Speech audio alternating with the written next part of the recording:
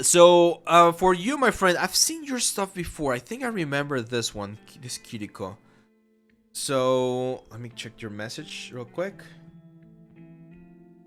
Hi, Abe. I'm excited to show my portfolio for your review. I specialize in 3D printables. Okay. Mainly anime characters with a secondary focus on game-ready models. I'd love your feedback on improving the appeal of my 3D printables, particularly and anime poses and detail work. Okay, cool.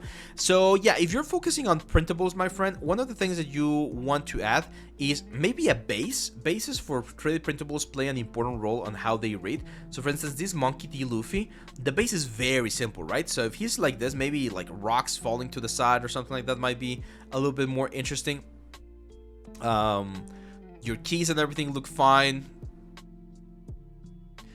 Changing silhouette. Remember that silhouette is what makes things important. I'm a little bit scared of checking some of this stuff out because I don't want to get banned here. Another thing that you could do, Murat, is try to see if you can find a Patreon of yours who could be like a tester.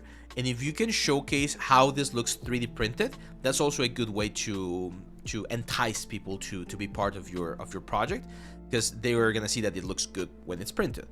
Other than that, I don't really see a lot of like changes. Here's the thing, for anime statues and anime style characters, there's usually not a lot of details, right?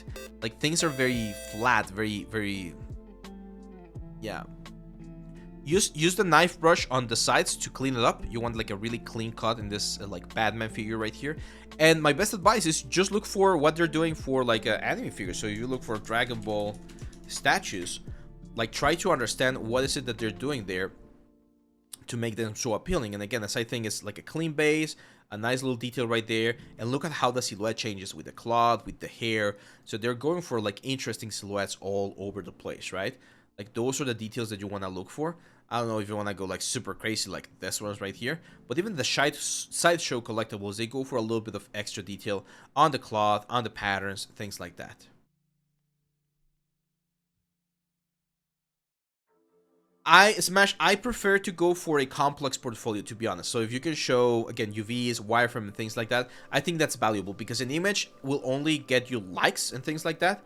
But yeah, it's not something that you wanna, like, it's difficult to get more information. And I've mentioned this before, the first people or the first person that's going to see your portfolio is probably going to be some recruiter, and they sometimes don't have all of the information about the whole pipeline.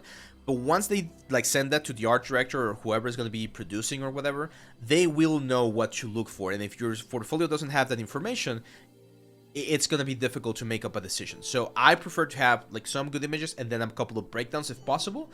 Maybe not in every single piece, but in some of them. That would be a good. Yeah, Chris Silva. He's a good friend of mine, and he does a lot of anime stuff. You might want to check his stuff. He doesn't do Patreon, I think. Let's see, where is it? There we go. But he does a lot of like anime style sculpts. He's really good. It's really good. So you might want to look at him and look how he manages the poses and all that stuff. Okay. So that was for Murat.